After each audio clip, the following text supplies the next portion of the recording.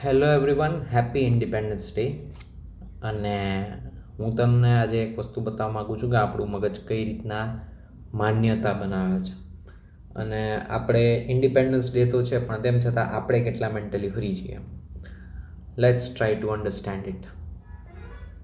3 terms છે, are in AP. Find કેની value find કરો. હવે જેને આન્સર આવડતો હશે, ઓલરેડી જોયેલો હશે ક્વેશ્ચન, ક્યાંકથી શીખેલો હશે કે જાતે કરેલો હશે, આવડતો હશે, પણ એ ક્વેશ્ચન ઇમ્પોર્ટન્ટ નથી. હું આની પાછળ જે વાત કહેવા જઈ રહ્યો છું એ ઇમ્પોર્ટન્ટ છે. એક સ્ટુડન્ટને આ જ ક્વેશ્ચન મેં આપેલો હતો, બરાબર. બટ એ સ્ટુડન્ટે શું કર્યું હતું એ હું તમને કહું છું. એમના મગજમાં એક વિચાર આવ્યો કે અહીંયા કંઈ કોમન ડિફરન્સ તો આપ્યો નથી, અહીંયા કંઈ ફર્સ્ટ ટર્મ મને એક્ઝેક્ટલી શું છે એવું તો કંઈ આપ્યું નથી, તો આ એપી બનાવે એ મને કેમ ખબર પડે? હવે વિચારજો, એક માન્યતા બેસી ગઈ. કઈ માન્યતા એના મગજમાં બેસેલી છે? બરાબર, કે આની કંઈક મને વસ્તુ ખબર હોય, પહેલી ટર્મ ખબર હોય, બીજી ટર્મ ખબર હોય, કાં કોમન ડિફરન્સ સરખો હોય, કાં કોમન ડિફરન્સ ખબર હોય. જો એ વસ્તુ મને ખબર હોય તો હું કે ફાઇન્ડ કરી શકું, કારણ કે પાસ્ટથી એ જ વસ્તુ વારે ઘડીએ એણે જોયેલી છે, એ જ વસ્તુ સાંભળેલી છે. પ્લસ એપી જ્યારે હું સમજાવું ત્યારે હું ઘણી વખત કહેતો હોય કે તમને ફર્સ્ટ ટર્મ અને કોમન ડિફરન્સ ખબર હોય તો તમને એપીની બધી ખબર પડી ગઈ. આવું મેં કીધેલું છે, બરાબર. તો દેટ સ્ટુડન્ટ ડીડ, એણે એ વસ્તુ એક માન્યતા બનાવી લીધી, પકડી લીધું કે ફર્સ્ટ ટર્મ અને કોમન ડિફરન્સ તો ખબર હોવા જ જોઈએ આપણને એક્ઝેક્ટલી, તો આપણે કંઈક કહી શકીએ. ખાલી આટલું કીધું છે કે આ 3 ટર્મ્સ એપીમાં છે, એના ઉપરથી કંઈ કહી ન શકીએ. આ માન્યતા ક્યાંથી આવે છે? આ માન્યતા આવે છે કારણ કે તમે શબ્દોને પકડેલા છે, બરાબર. આ ક્વેશ્ચન ઇમ્પોર્ટન્ટ નથી, અગેન હું તમને કહું છું, પણ આ ક્વેશ્ચન તમને આવડતું હોય ને તેમ છતાં તમારા માટે સાંભળવું જરૂરી છે કે તમે છે ને શબ્દોને પકડેલા છે અમુક. અને જે શબ્દોને તમે પકડેલા છે, કે જે પેટર્નને તમે પકડેલી છે, એ પેટર્ન તમે ફોલો કરતા જાઓ છો. બરાબર. ટીચર્સ દ્વારા કોઈ પેટર્ન કહેવામાં આવે કે ક્યાંક કોઈક બુકમાં કોઈક પેટર્ન જોયેલી હોય, એ પેટર્ન જ તમે ફોલો કરો છો, કાંઈ નવું નથી કરતા. કાંઈક નવીન ટાઈપની વસ્તુ આવશે એટલે અચાનક ઓલું જૂનું બરાબર નીકળશે અને કહેશે કે આમાં તો આવું હોવું જોઈએ તો થાય, બાકી ન થાય. તો આ જે પેટર્ન છે ને, આ પેટર્નમાંથી ફ્રી થવાની જરૂર છે. આજે ઇન્ડિપેન્ડન્સ ડેના દિવસે આ ટાઈપની જેટલી પેટર્ન આવતી હોય આપણા મગજમાં, જેટલી ટાઈપની કન્ડિશનિંગ હોય, જે કોઈ પણ વસ્તુ હોય, એમાંથી ફ્રી થવાની જરૂર છે. એટલીસ્ટ એમાંથી ફ્રી થવાનો સંકલ્પ લઈ શકીએ. ફ્રી એક દિવસમાં ન થઈ શકો એમાંથી, પણ આ જે પેટર્ન્સ આવે છે ને, પેટર્ન્સ પ્રમાણે ચાલવું, that will make it hard for you કે તમે કોઈ વસ્તુ સમજી શકો. એકચ્યુઅલી તમે કોઈ વસ્તુ સમજી શકો એ તમારા માટે બહુ હાર્ડ થઈ જશે જો તમે પેટર્નને પકડીને જાઓ છો તો, રાઈટ. પણ હું હજી વિચારું છું, આને જોઈને હજી જોઉં છું, કેરફુલી હું જોઉં છું, મારી બધી માન્યતાઓને સાઈડમાં રાખીને જોઉં છું. ઘણી બધી વખત એવું હોય કે મારી માન્યતાઓ આવી ગઈ, ક્લટર કરી દીધું, માન્યતાઓએ બધું ભરી દીધું અહીંયા, બરાબર. બધું ભરાયેલું હોય માન્યતાથી અલગ ટાઈપની માન્યતા. નોલેજને માન્યતા બનાવી દે છે, જે કીધેલા સ્ટેટમેન્ટને માન્યતા આપણે બનાવી દે છે. નોલેજ નથી. નોલેજ મીન્સ અન્ડરસ્ટેન્ડિંગ, કે આ ક્યાંથી આવ્યું છે, શું છે, એના ઊંડાણમાં જેટલા ઊંડાણમાં જઈ શકો એટલા ઊંડાણમાં આપણે જઈ શકીએ. સાવ કન્સેપ્ટ ક્લિયર થઈ ગયો એવું કેવું, દેટ ઇઝ બરાબર, મને નથી લાગતું કે that is possible actually for anyone. કારણ કે કન્સેપ્ટનો જે કૂવો છે ને, એ ઊંડો છે ને, એની ઊંડાઈ ઇન્ફિનિટી છે.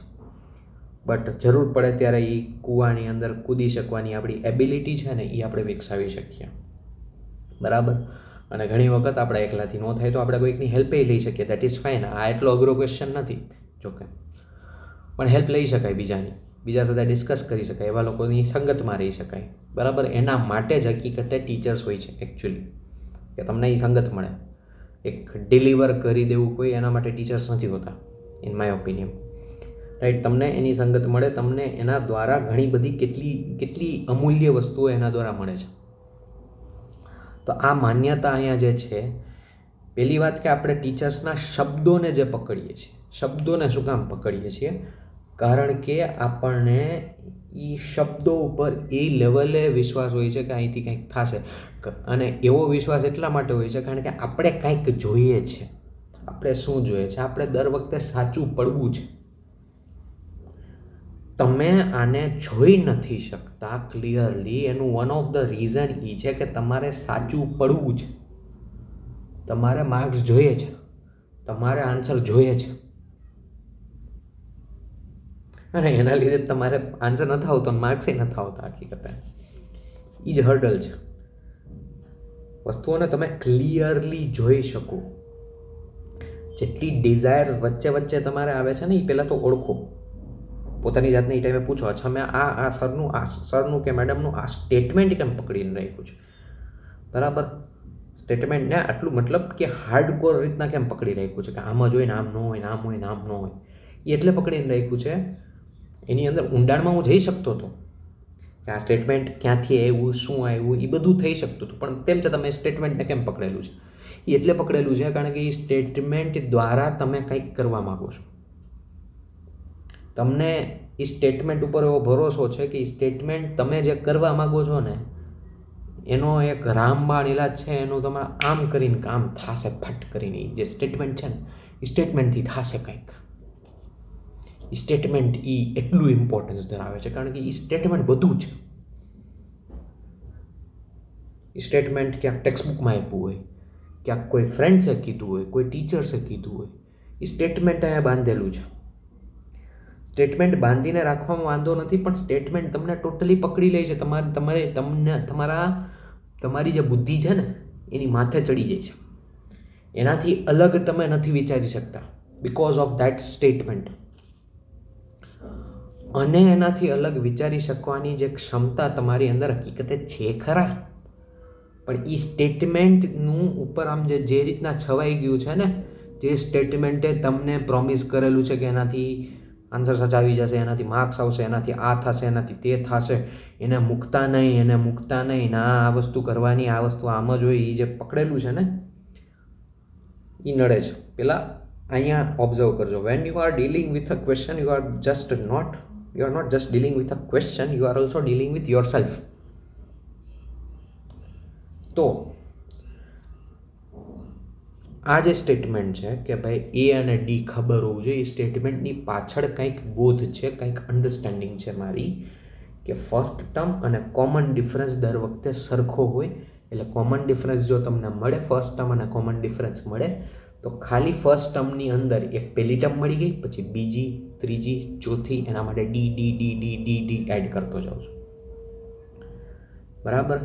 અને એની પહેલાં એ વાત કરવામાં આવે છે કે ભાઈ એરિથમેટિક પ્રોગ્રેશનની બે કન્ઝિક્યુટિવ ટર્મ્સનો ડિફરન્સ સરખો હોય. જરૂરી નથી કે ડિફરન્સ ખબર હોય આપણને, જરૂરી નથી કે ડિફરન્સ આપણને ખબર હોય, પણ એ વાત ખબર હોવી જરૂરી છે કે ડિફરન્સ કન્ઝિક્યુટિવ ટર્મ્સનો સરખો થાય. જો કન્ઝિક્યુટિવ ટર્મ્સનો ડિફરન્સ સરખો થાય તો હું આમાંથી આ સબટ્રેક્ટ કરું અને આમાંથી આ સબટ્રેક્ટ કરું, એ સરખું આવે. એ બે સબટ્રેક્શન સરખા આવે, બરાબર? T2 - T1, T3 - T2, ટીની જગ્યાએ ઘણી વખત એ હોય છે. જો એ સરખું આવે તો હું પછી કે ફાઇન્ડ કરી શકું. આ વસ્તુ ઓન પ્રેક્ટિસ થશે, એવું નથી કે ડાયરેક્ટલી થઈ જાય. આ ક્વેશ્ચન તો કદાચ, કારણ કે એનસીઆરટીમાં આવા ક્વેશ્ચન આપ્યા છે એટલે તમને આવી પેટર્ન મળી જશે, પણ કંઈક હજી અલગ પેટર્નનો આવે ને ત્યારે તમે ચકરી ખાશો. એટલે તમારા માટે આ જાણવું જરૂરી હતું. આ રીતના તમે વિચારી શકો, આ રીતના તમે સમજી શકો, આ રીતના તમે નવા કન્સેપ્ટ્સ ડેવલપ કરી શકો, નવી ફોર્મ્યુલા ડેવલપ કરી શકો, નવી થિયરીઝ આપી શકો. એના માટે તમારે ફ્રીડમની જરૂર છે. Freedom from whatever you have been wanting. Freedom from getting marks, freedom from getting the answers, right? એમ નથી કહેતો આ બે ઇમ્પોર્ટન્ટ નથી, બટ ફ્રીડમ અહીંયા જે રીતનું એ છવાયેલું છે ને, તમને જોવા નહીં દે ક્લિયરલી. તમે જોઈ જ નથી શકતા તો તમે તમારી મંજિલ સુધી કેમ પહોંચશો? ક્લિયરલી જોવું બહુ બહુ બહુ બહુ મહત્વનું છે. ફ્રીડમથી, એટલીસ્ટ ફ્રી માઇન્ડથી એને જોઈ શકું, that is very much important. શું ચાલી રહ્યું છે, શું થઈ રહ્યું છે, એ જોવું, એ ઓબ્ઝર્વ કરવું, that is very very very very very important. Okay, આની સાથે હું આ વિડીયો એન્ડ કરીશ. Keep observing outside and also inside. Whatever is happening inside, શું થાય છે અંદર, keep observing it. Okay, with this I'll end this video. Bye bye.